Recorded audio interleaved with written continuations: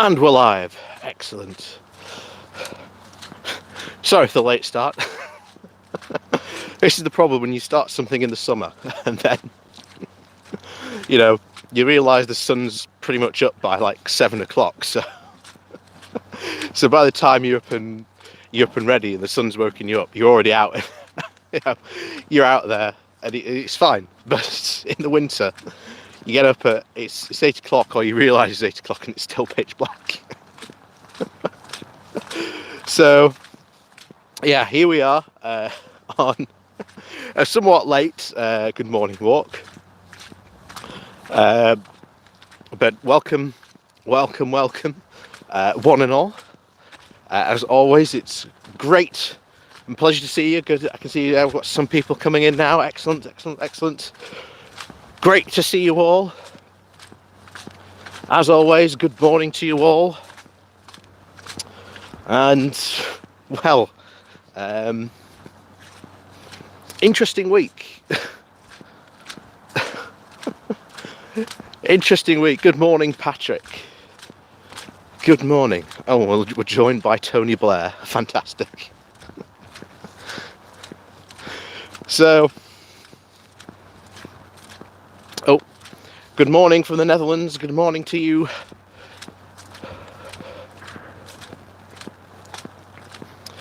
And Taku Parrot, yes, I know about my YouTube videos. I know. I am fully aware of the situation. Unfortunately, I have no idea what is causing the problem. In fact, let's address that now. I have no idea generally what is causing the problem. To the point where the videos are fine when I look at them on my camera. When I put them on my PC, they play fine. When I upload them, that's where the problem occurs. Even when I re-upload them, there's still a problem.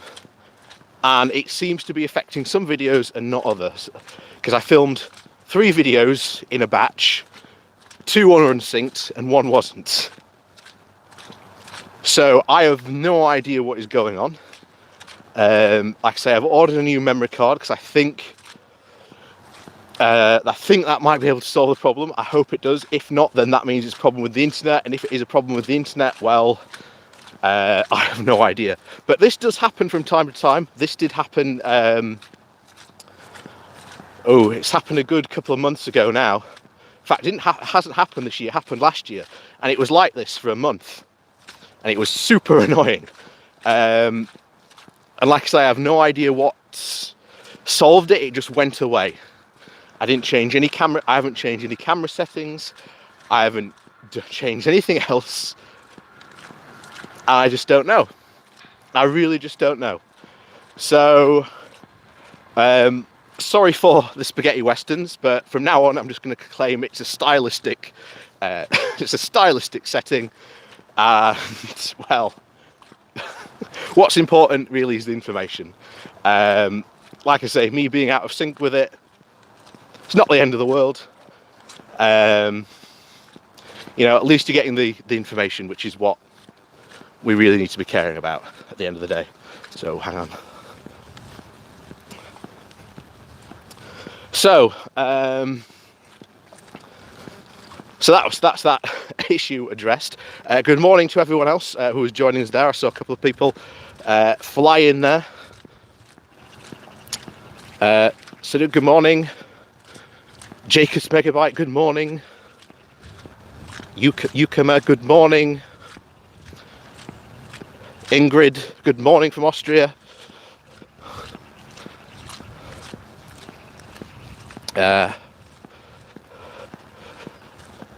Andrew, good morning from the murky East Coast. Good morning.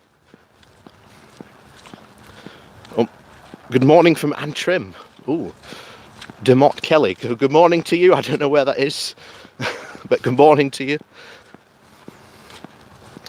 And Ben, good morning, and thank you for the Christmas wishes. And yes, good morning to all, and happy Christmas as well. Oh, there we go. There we go. Sorry about that. It appeared that I'd walked into a bit of a connection problem there, but I'm back. Oh, Retrofly, good morning from Austria again. Good morning to you. Good morning, one and all. Well, where to start today?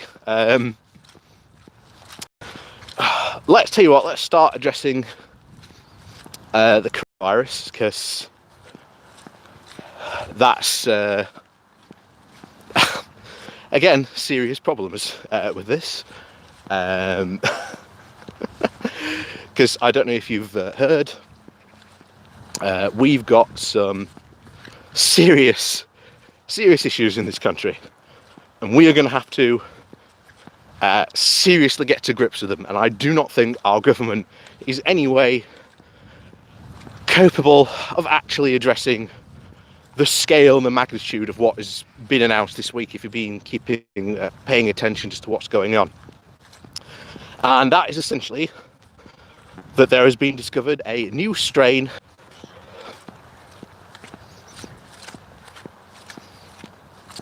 Right, I've disconnected twice now. That's making me wonder if someone's targeting me, if I'm getting if someone's trying to use the ion cannon on me, because that's that once is coincidence, twice is suspicious. That's a bit interesting, that. We'll have to see what happens, but yeah, looks like someone is not happy with what video content I'm putting out. And no, it's not the government, it's actually probably someone who disagrees with me, unfortunately.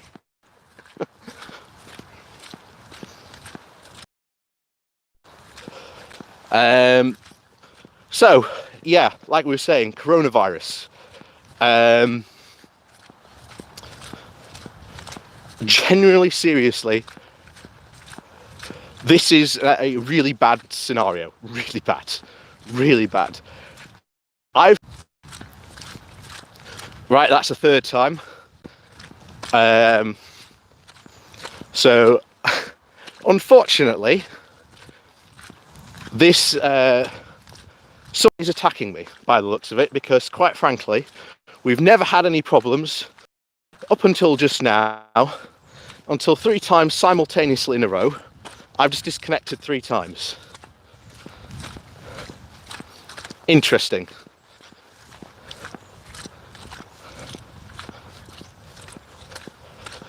Well, I should walk around with the 4G antenna. Well, the thing is, we've never had any problems until today. And like I say, that's quite interesting. So that means that there is someone out there who is vehemently taken to disagreeing with me, that they are now actually physically trying to affect my live broadcast. That's interesting. So, that is quite interesting. So there's an idiot out there somewhere who's doing this. It's a shame. Could be a local connection issue. We haven't had one since I started doing this.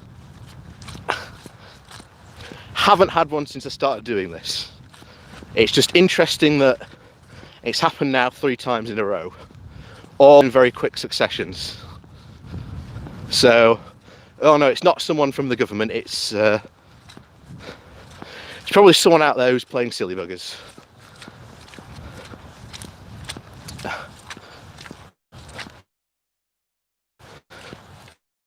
Because that is quite suspicious.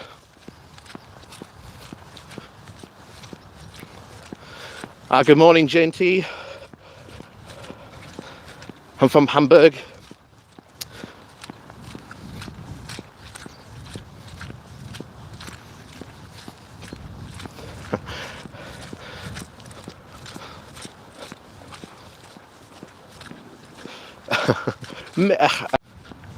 Oh, there it goes again. See,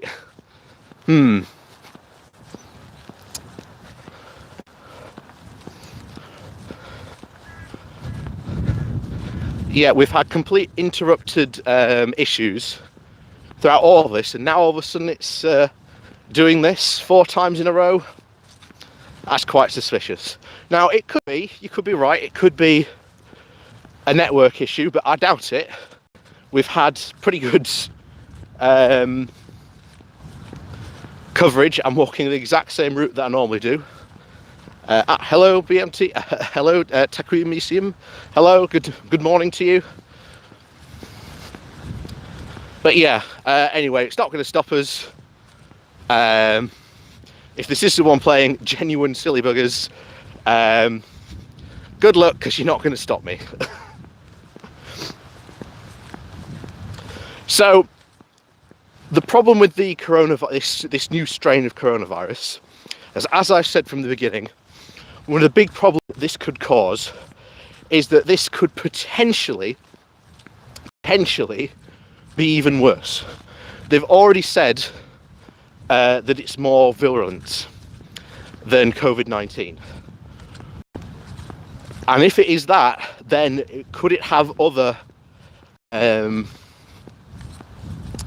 side effects, which is, again, what's worrying me. So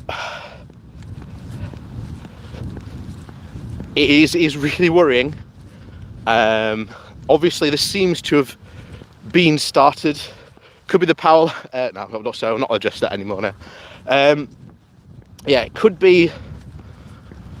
Yeah, it could be really bad, because one of the things I've worried about since the beginning is you saw the anti-mask movement, which is heavily, well, it basically was the anti-vax movement. They've been heavily monopolizing this. And I don't know how many of you may be aware of like my YouTube past, but I used to go after and debunk quack doctors and quack and anti-vaxxers. And I did a lot of stuff covering Andrew Wakefield's fall from grace, and his essential ascension into this somewhat anti-vax god. And I really worry this is where it has come from, because I've often said that the worst thing to happen to us would be if this happened, if it mutated.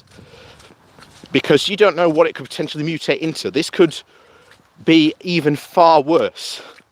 We're already expecting to go, from what we've announced, into a tier 3 lockdown, which is going to affect us even more. The furlough scheme has been pushed back another month. You can clearly see that they are preparing for what is essentially a Christmas disaster.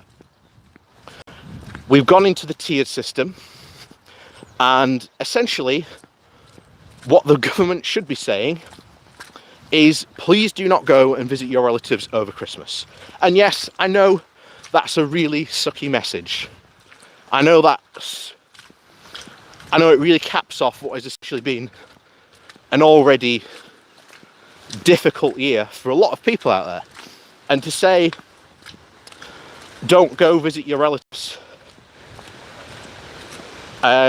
is really hard to say. And I think because Boris is so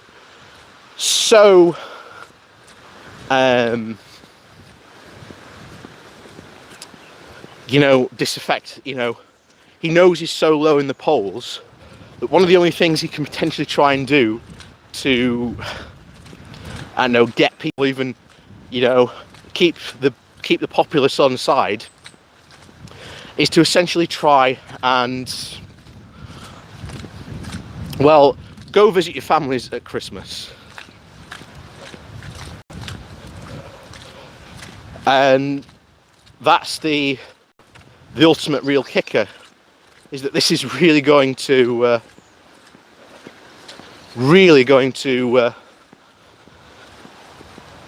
people have had enough and they're going to ignore it, which is the real danger, because we've got continuous warnings from the NHS that are all going to be, they're all, currently all the hospitals are almost at maximum capacity, and they're worried about being overrun by a third wave. And now we've got this new strain of coronavirus. This should all come together and just completely undo the mass vaccination program we've got going at the moment, or that has just started. Because you might be inoculated against, COVID-19, but you won't be inoculated against this new super COVID virus, which could even potentially, because we are now dealing with people who are now inoculated against that type of COVID-19, could be seen to,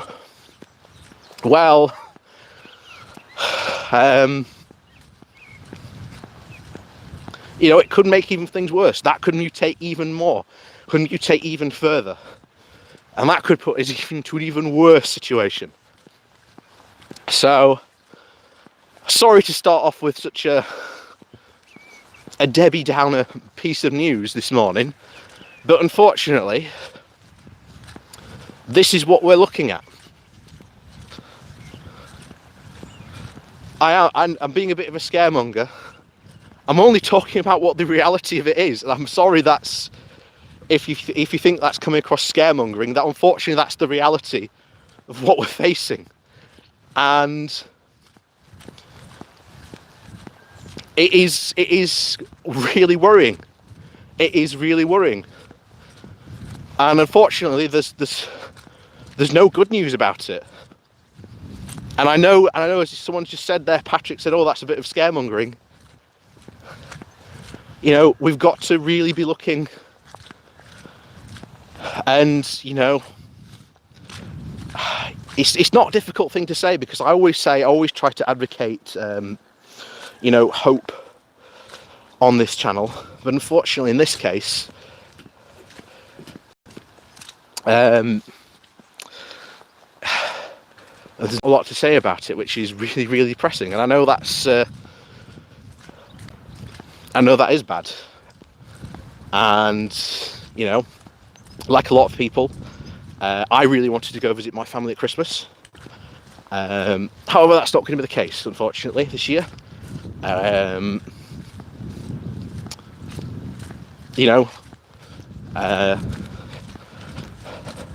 it sucks, it really does.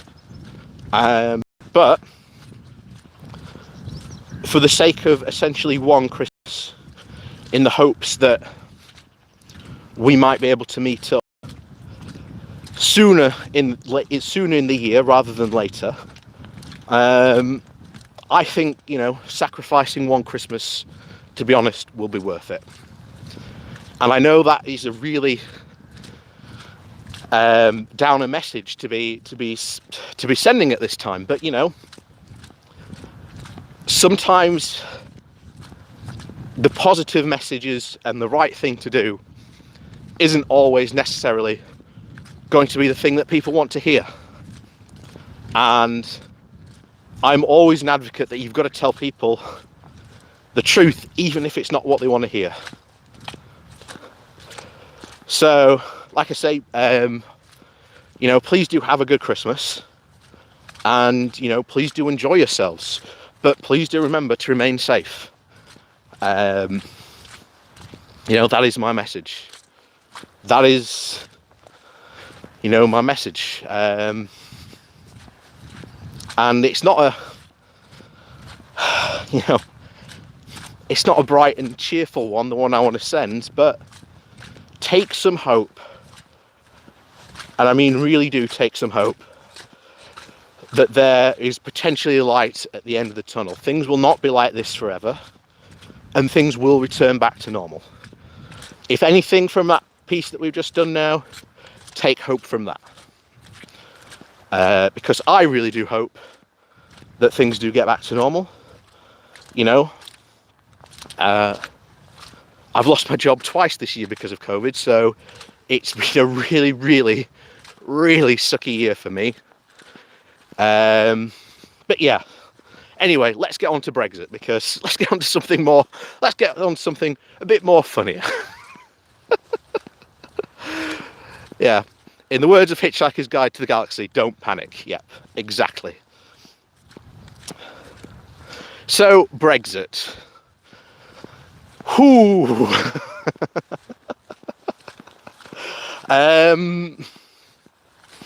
So in my video on Monday, I basically made the pronouncement that I don't think anything will have happened, and that Boris will have broken yet another deadline.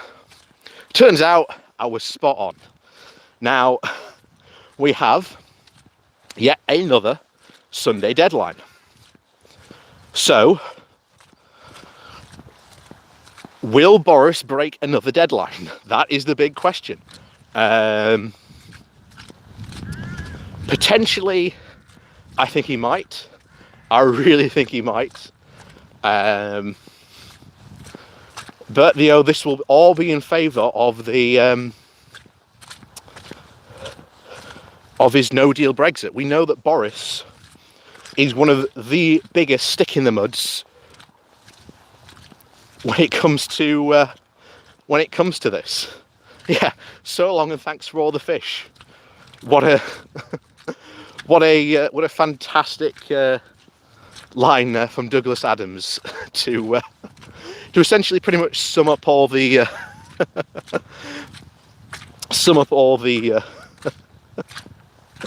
all the stuff.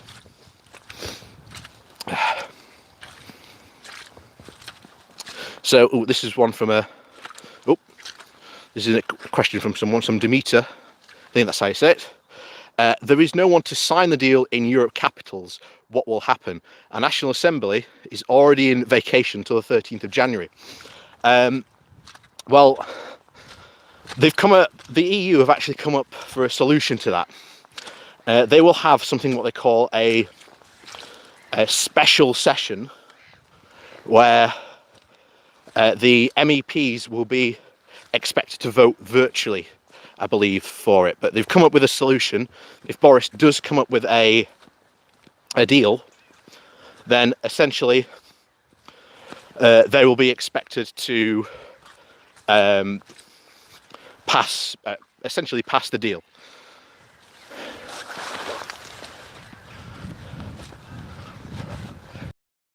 It's all that, we're just going to sit and wait and see what happens, unfortunately, because, well, actually, there has been some news this week on Brexit. Let's not be, but it's more rumour rather than anything, but it's a good potential rumour, because it's coming directly from the EU negotiating team themselves.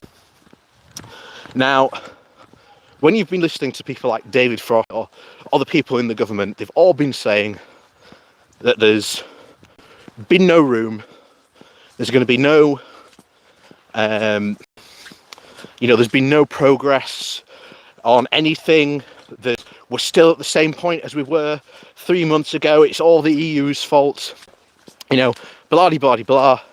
We've heard all that rhetoric before. Now, however, when you listen to the EU side, they're singing a different tune. They are saying that there has been significant progress, but there is still a sticking point on fish, on the fishing. So clearly, again, like I said, this has all happened behind closed doors, so we've only really got to go on what the EU has said. So they've clearly said that there has been a significant movement from the British side. However, we actually haven't heard what those significant movements are. This could be on the level playing field. This could be on something else entirely. We just don't know. We just have to, unfortunately, wait and see what happens. Now, I've been predicting for a while there's really only two outcomes. Let's face it. Either A, Boris takes a massive, and I mean a massive climb down, and then that really annoys, and I mean really annoys, all his, hardcore true Brexit believers. And then he pisses off them. But there could also be the other way, because again, this can only go two ways. Johnson himself basically refuses to accept what his negotiators and the EU negotiate, and basically decides to go for a no deal. In which case, he sacrifices the entire country for an industry that's worth less than 1% of our GDP. And that will cause huge economic damage. And it will just bring untold disaster next year. You think this year's been bad? Wait until next year. The other thing that could potentially happen, and I think this is why a lot of Brexiteers are trying to keep the negotiations almost going right up until the last minute, is that the Brexiteers have drunk their own Kool-Aid. Because right from the very beginning, the Brexiteers have constantly, sung this song that the EU is the master of the last minute deal. And when you really look at other EU deals, this isn't because right at the last minute they've just capitulated and just gone, oh yeah, there you go. That's not what has happened when you've looked at these past trade deals. It's been because they have been negotiating very up until the last minute. And that is because the EU they do have fantastic negotiating teams who know what they're doing when it comes to trade deals, and they will negotiate right up to the last minute. Now, this doesn't mean that they're the masters of the last minute deals. It just means that they're really good at using every single minute that is given to them to negotiate these trade deals. And this has led the Brexiteers to somehow believe that somehow miraculously the EU is going to give in on Sunday, because this is what many of them were tweeting about last Saturday evening. If you saw them on Twitter, that they were all thinking, oh, the EU is going to give in tomorrow and we're going to get this fantastic deal. Don't worry, you'll see. Of course, that didn't happen. So if you do follow any Brexiteers online,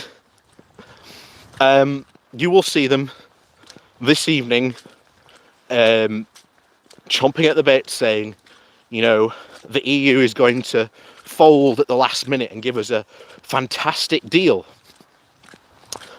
That's not going to happen, because this is once again an ideological standpoint from the Brexiteers that has never been true, but they are so committed, some of them, to their ideology, they will now believe their own rhetoric, even when it's not true and borne out by the facts. So, yeah, we are looking at an absolute disaster. I generally don't know whether Boris will meet the deadline on Sunday. I generally do not know. For the sake of the country, I really hope he does. I really hope he does, because we are already in an absolute flabbergasting bad situation in the UK, And him doing a no deal will just make it 10 times worse. And to show just how bad it was, I don't know, again, if you were paying attention on Wednesday, I did a video about this. I know some of you watched it because you said it was out of sync. But we had the initiation of Operation Capstone, which was to be a test of the tariff and border control systems down at ports, especially in and around Dover and Portsmouth. And what happened? If you saw the pictures and videos on Monday, or not Monday, on Thursday morning, you saw BBC Local News down south in Kent reporting about it. The Kent Live was reporting about it. There was lots of other people tweeting and essentially showing the massive lorry queue this had caused from these ports. Oh, English Viking, hello from Denmark. Good morning to you, and good morning to anyone else who's joined us.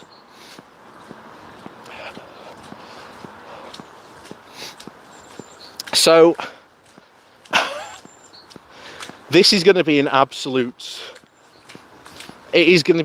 disaster come day one. It really is. All those lorries are going to get delayed. That is going to massively, screw up the just-in-time delivery systems. That is going to screw up any type of delivery possible. And we know a lot of UK companies have recently really started to stockpile. Because what a lot of people aren't mentioning or talking about is that even though we officially leave the Single Market and Customs Union on the 1st of January, the government have said that for the next 6 months, they are just going to wave all goods through as if nothing had changed. So, yeah. Here's the thing about the transition period. This is what we should have been preparing. But no, our government would rather do ridiculous things on this. But yeah, it's absolutely insane. But it's going to be an absolute, honestly, January the 1st, and it's not even January the 1st, it's going to be like January the 2nd, where all these hold-ups and delays really start to take effect. And that's where we could get some serious problems. I mean, take, for example, Portsmouth. If you've ever been down to Portsmouth, you know that Portsmouth is once again, it's a interesting city, but you've got to get to the docks, you've got to go through the city. And the city itself is situated on an island. And this essentially means that there are 3 ways, because there are 3 bridges on and off that island to get to Portsmouth and to get to the docks. We've already seen from, I think it was either the Mayor of Portsmouth or it was the Portsmouth Dock Authority, had come out and said that any of these long delays that start to happen are essentially going to block off the city, meaning that those 3 access points to and from the city could potentially be closed. So if you live in Portsmouth and you live on the city, on the island, looks like you could be stuck there for some time. And this isn't the first time, we've talked about some of this stuff. Being a Yorkshire lad, I've been to Hull for work a couple of times, and Hull is exactly the same. Hull is even worse. You know, once again, to get to the city centre, you've got to go through the city centre. And that's going to be an absolute disaster in Hull. Hull is just going to become gridlocked if there's any delays. And I've said before, especially if you're in the north and you want to send your goods to the continent, your closest ports, your closest ports are going to be Hull. You've got Newcastle. You know, it's a bit shitey. Oh, sorry, bike is coming past. Morning. Morning. Sorry, I've had my wellies on board.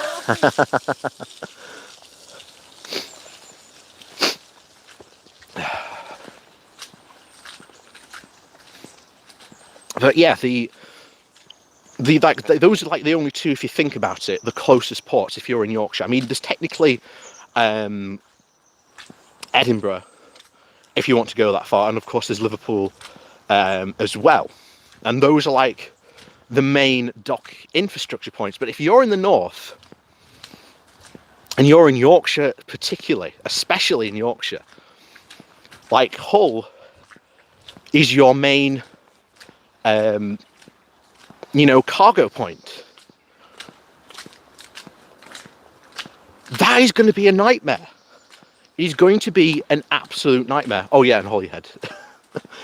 But I'm just trying to think which has got routes to Europe.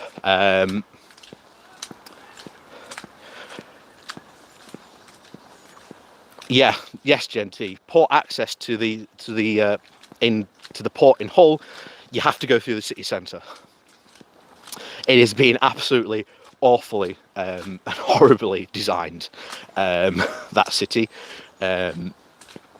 Awful. I hate going to Hull.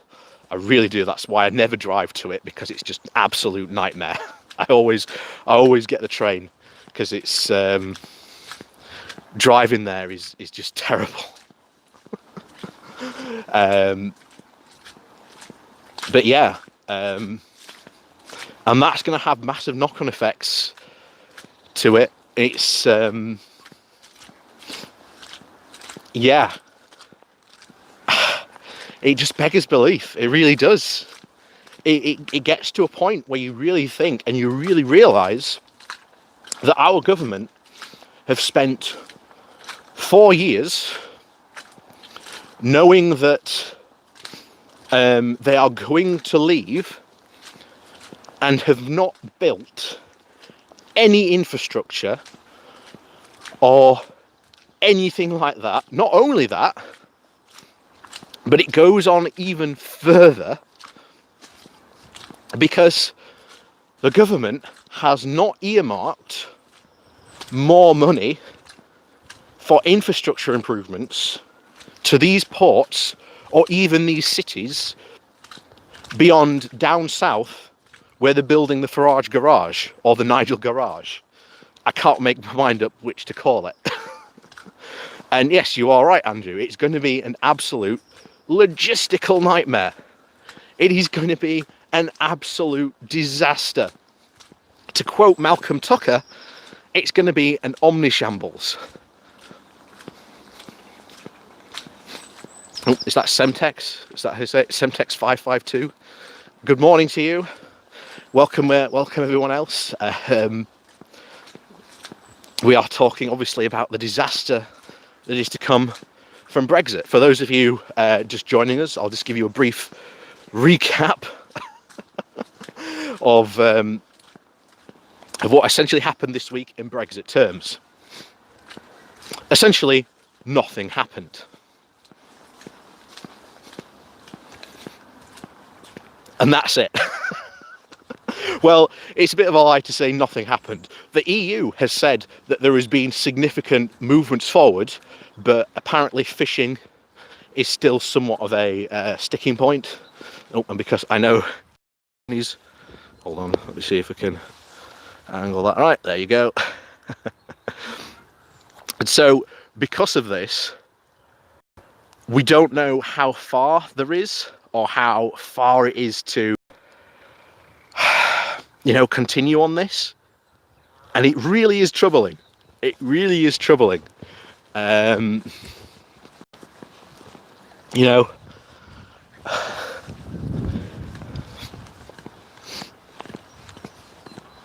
it goes beyond belief. I mean, how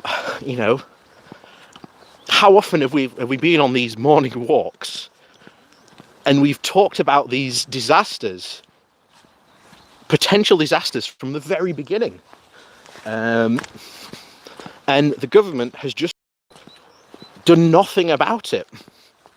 So what does this actually mean? Well, from an ideological perspective, especially from the Brexiteers' point of view, it is very clear they were under the impression that not only would they... Oh, hang on.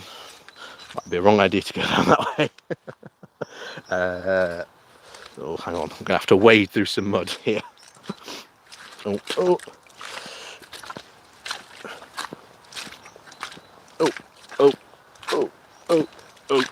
Oh dear. Oh, nearly lost a welly.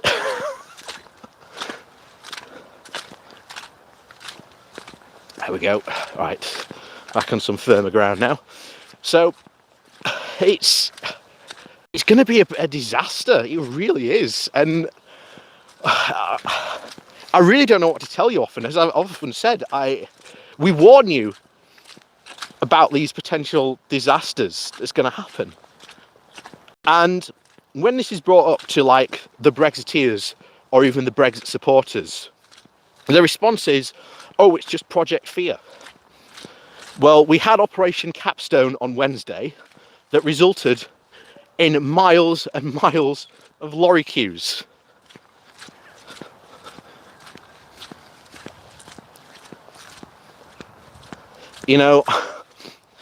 Project Fear has become Project Reality. And, especially during this time. Yeah, 20 miles worth of lorries. Thank you, Patrick. And it's often funny when you've heard... Careful, you might meet those two angry unicorns. Yeah, it really is worrying. It really is. And you'd expect a government to do something about this. Now, a sensible government, like if I were to role play Boris Johnson for a second, I would wind back the clocks till about midpoint of the year. And I would turn around and say, right, it's very clear that negotiations are still at a sticking point. We're in the midst of a really global bad pandemic. This has caused Britain to be put into the worst recession for over 300 years. Not only that, something else we need to talk about is that even though other countries' economies have been affected by the coronavirus, our economy has been even more uniquely affected. Why was that? Well, I'm putting it down to Brexit, but I've got no proof that it was, but I'm pretty sure that given time, that will be able to justify itself, because I think if you combine the essential lack of, the insecurities that have been pushed upon these businesses by Boris, the continuing threat of a no deal.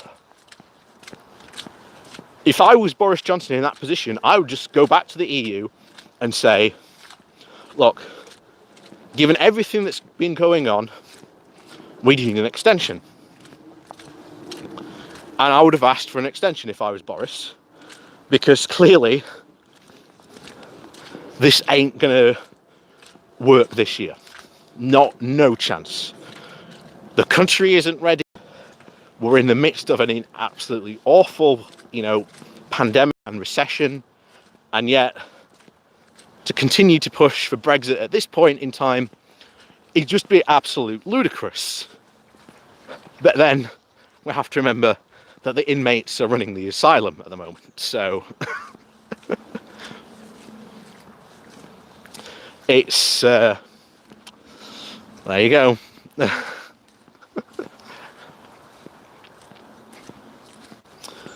And here's the thing, a lot of you, I've just seen someone said that the EU would reject an extension.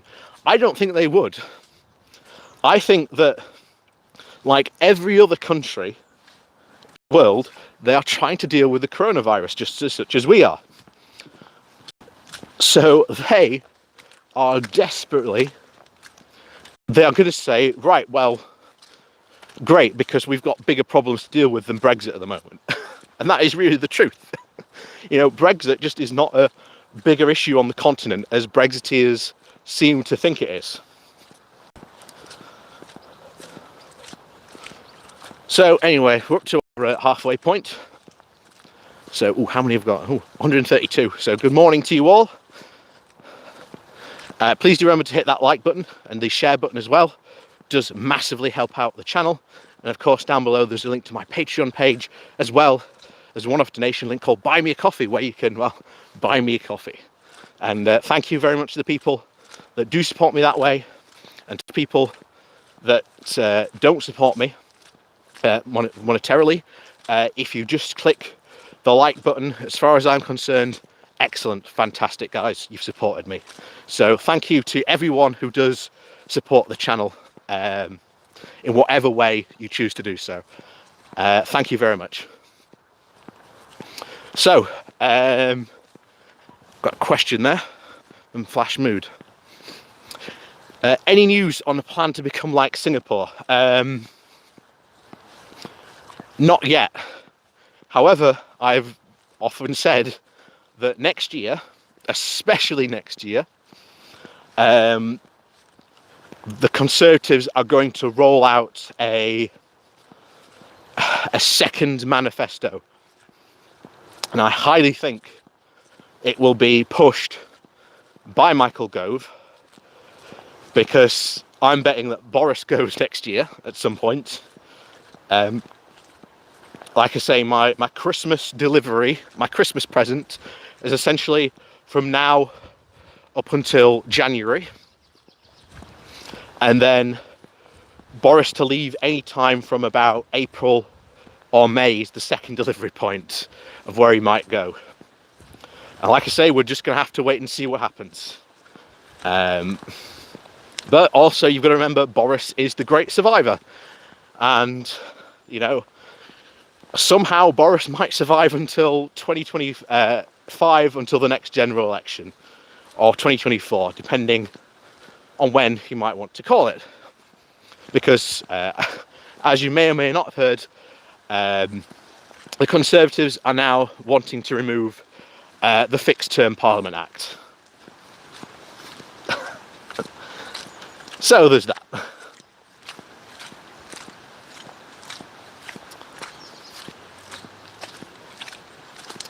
So I think any news of us, shall we say, becoming Singapore on the Thames is almost certainly going to happen next year. And like I've said to many Brexit supporters on this channel, when the fight comes to protect environmental, workers' rights, human rights, all these rights that many of you have taken for granted over the years, I do hope that you will join us in that fight to protect your rights, because Brexit will be used as a justification to essentially remove a lot of rights that a lot of you have taken for granted so much. Remember, in the opening preface to Britannia Unchained, where all its authors are now pretty much have seats in the cabinet. They say that Britain's workers are among the laziest because they are protected by overburdening of rights, and because they have all these rights protect them, that is what causes them to be so lazy. Of course, they couldn't be further from the truth when it comes to that, but this is the Conservative ideology that we are about to be hit with very hard next year. And like I say, probably next year, and in the years to come until the next general election, the days of austerity are going to looking like days of plenty compared to what we're going to be facing. Because I've often said, the term, austerity on steroids, as I'm sure you've heard me say, but I really think that might be the case. And that is really worrying, because a lot of people are already suffering. It's not going to be good, it really isn't. And I know I say that a lot, but it's generally really hard. Generally is really hard to find, a good outcome going forward.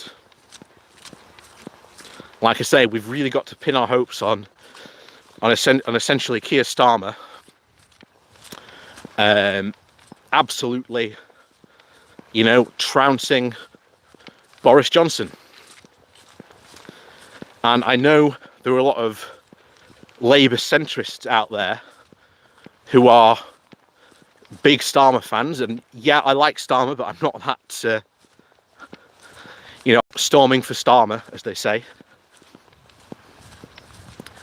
And I think you really have a situation of, as you've seen with most Labour leaders over the years, when a new Labour leader has come in, and this even happened to Jeremy Corbyn, is that voters give him a very favourable appeal.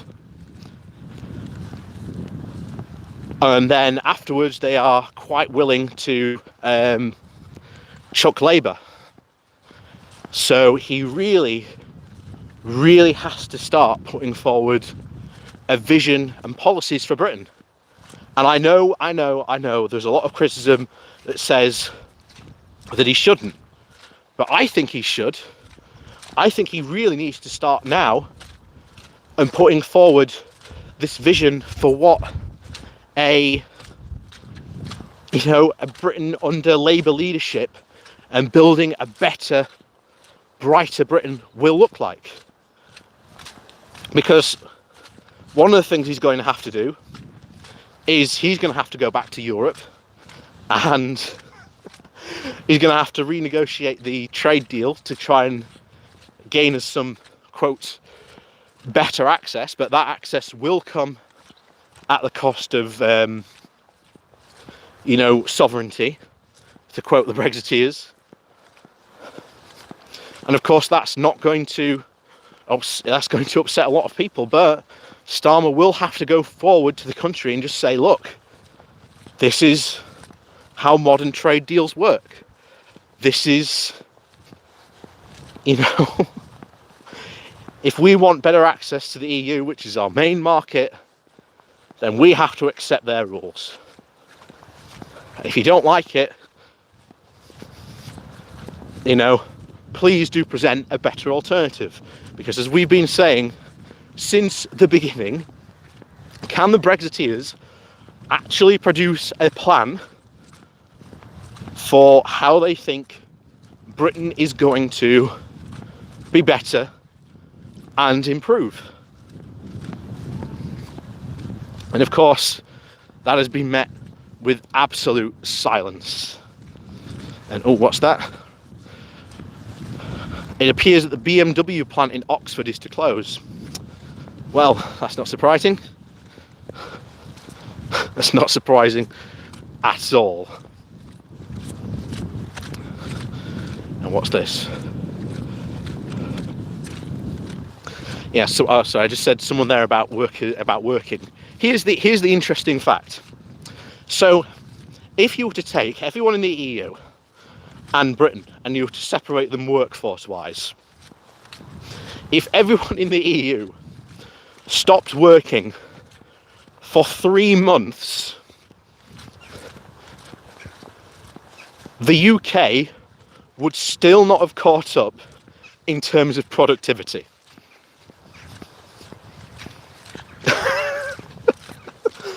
That is an unfortunate fact that we have to recognise in the UK, that there just hasn't been enough investment, not only by the government into new technologies and infrastructure that would help that, but would also,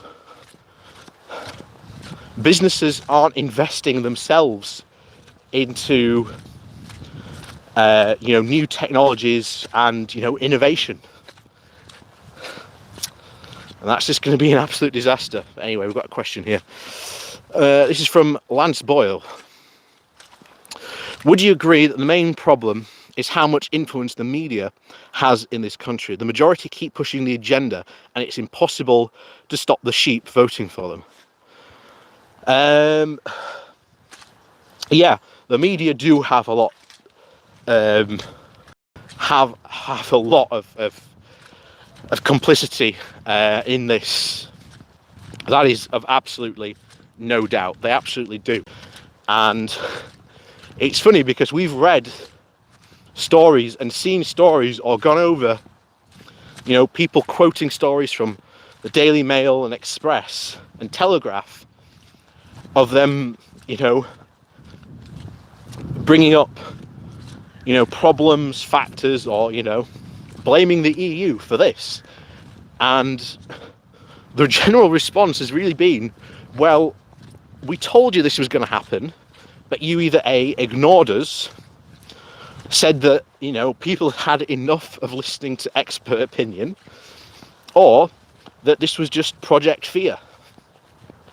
So now, when newspapers report about, problems caused by Brexit, you are right, they will share some sort of culpability, because they were the ones egging on the Brexit supporters and even the Brexiteers. However, it does seem that Murdoch, by the looks of it, might be looking to abandon Boris over his handling of the coronavirus. And if that happens, he may very well be gone. As John Major said, he knew he was no longer going to be leader of the Conservative Party when he lost Rupert Murdoch's support. So, yeah, there is that. And yes, we do need to do something about media influence, absolutely. One of the biggest things would be to implement Leviston 2 and his inquiry and his recommendations about what to do about the media. That would be a big step forward. Implementing a new media regulator, for instance, that would be great.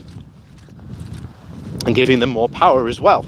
Well, I've already technically got one from the first Leviston, but Leviston 2 recommend that they have a lot more power. I do think they absolutely should.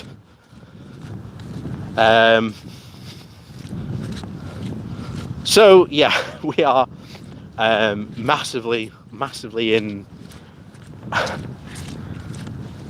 So yeah, they do bear some responsibility, and it is going to be funny seeing them next year, because they've only got really two options, especially the Brexit supporting newspapers, because the two options really are either they blame the EU, which makes them look absolutely foolish, because under a no-deal scenario, not only are we no longer in the EU, we're also no longer in the customs market, in the customs market and customs market. Sorry, the single market in the customs union. Let me get it right. Oh, so yeah, because we're no longer in those, we will be treated in a legal entity type of sense as a third country. So we really are up a creek with no paddle when it comes to that argument. But they'll look foolish because it's just, how do they blame the EU for this accident caused by caused by us? The other thing is that they blame either Boris or the Brexiteers for this, and I can't really see them doing that. But if that does happen, that will be very interesting. That will be very interesting if that happens. Anyway, Samtex 552 Ball Hatman. Did you find an article on what the EU food exporters will do? Will they just send trucks with fresh food on the 1st of January? Yes, because food has to keep going, but in terms of fresh food getting into this country, it's not likely going to happen. But we have somewhat interesting reassurances that for the first 6 months, the government has said that they are basically going to wave through any imports coming into the country from the EU. So that is somewhat slight relief. But then we are put into this bizarre situation where all the government is doing is essentially kicking the can down the road. We've got to hope that in 6 months, essentially from the 1st of January, then in 6 months, by, when is it? January, February, March, April, May, June, essentially, by the end of June, that all our borders, the infrastructure, the Farage garage is ready to go. Because there will be problems, don't worry, from the 1st of January. But as soon as our custom systems come online, that's when there'll be a problem. And, I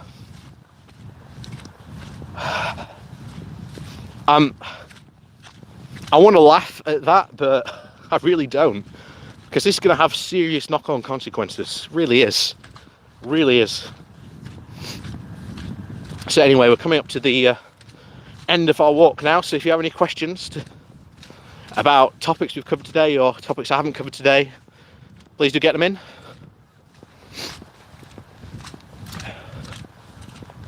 I think there are, unfortunately there won't be any ponies today because they are all over there.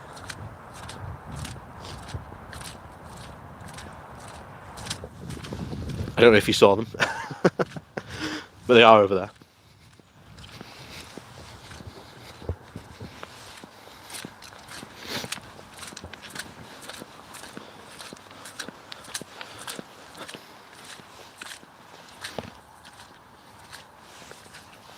What is happening with the border checks between Northern Ireland and England? Those apparently are going to be operational. Under the withdrawal agreement, we have to have a border essentially in the Irish Sea, and there has to be some sort of border checks. This is going to really significantly damage the economy in Northern Ireland to no end. And like I say, I think this is going to cause definite murmurs for reunification. And if you've been, again, paying attention to any programmes when they've talked about the reunification of Ireland, you've seen a lot of people who have essentially just gone, even like unionists were talking about, because Boris has betrayed us, you know, we're looking at rejoining Ireland. So it could be very likely, easily I'd say within the next decade, that we will probably see a unified Ireland.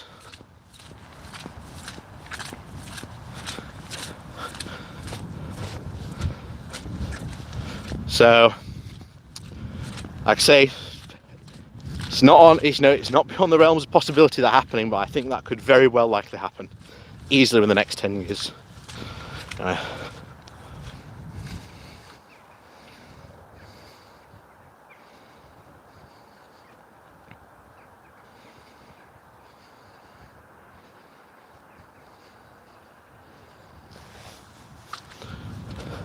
What, has Carrie Salmon's masterminded something now? I don't know, I haven't seen that. I'll look for it later.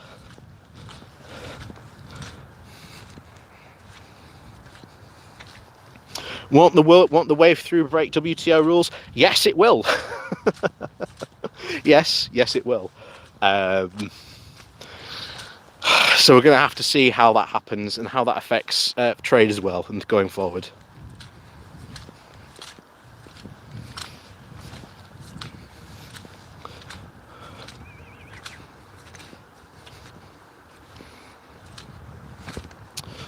Sorry, I'm just looking for any questions. Oh yeah, the UNICEF thing. Yeah. Yeah, that's absolutely, of course, ridiculous. But, you know, good on for UNICEF for doing what they're doing, because, you know, our government doesn't seem to appear to be interested in helping the poor. So it looks like, you know, UNICEF is going to have to step in. So we're officially on our way, as some people have said, to becoming a true third world country.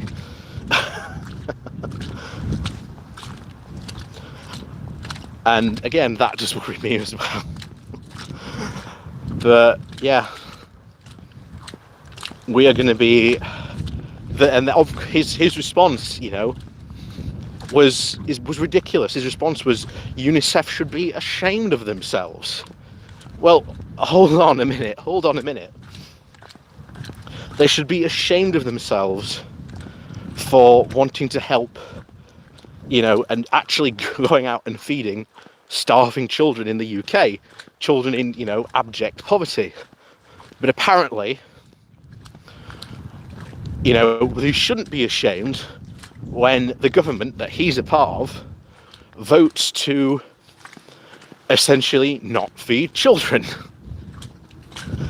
Yeah, this is absolutely just god awful. No other way to explain it really other than that. Yeah, generally terrible. But then, of course, this is Jacob Rees-Mogg, who is essentially a Victorian parody of himself. You know, I'm very surprised that he didn't advocate bringing back workhouses, but yeah. So, as always, we'll finish off with a bit of pony action, because I know this is what you're really here for. So, there we go.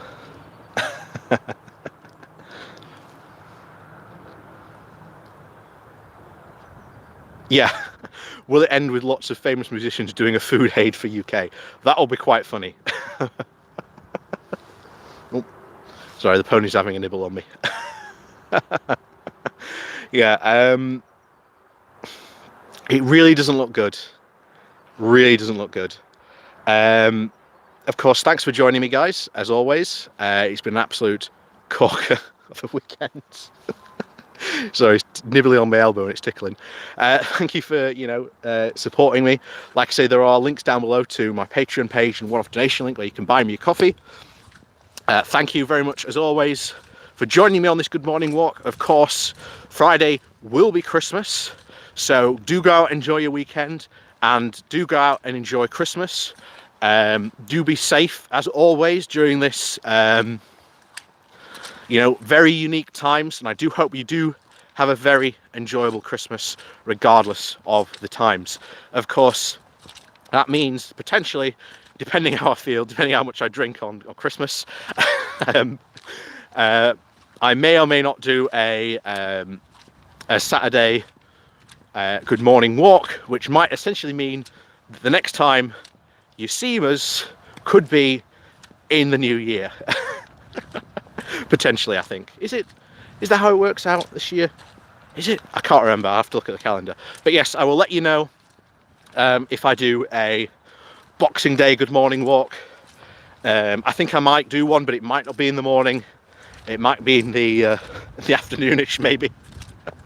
Like I say, it depends how much I drink. Because I've got myself a very nice bottle of rum that I bought myself for Christmas. So I'm definitely going to be enjoying that.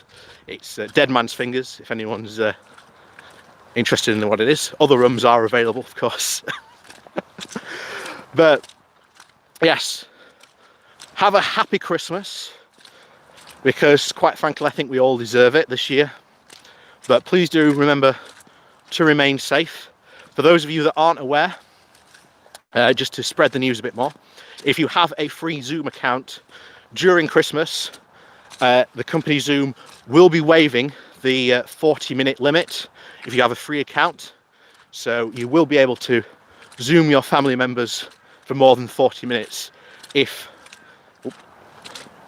you have a free Zoom account. So do take advantage of that if you cannot see your family members during this time. But yes, Merry Christmas, one and all, and have an absolutely fantastic Christmas. And remember, please do hit that like button on your way out. So, have a very happy holidays, and hopefully we'll either see you on Boxing Day, or if not, we'll be covering the disaster as it live unfolds on another good morning walk. See you all very soon.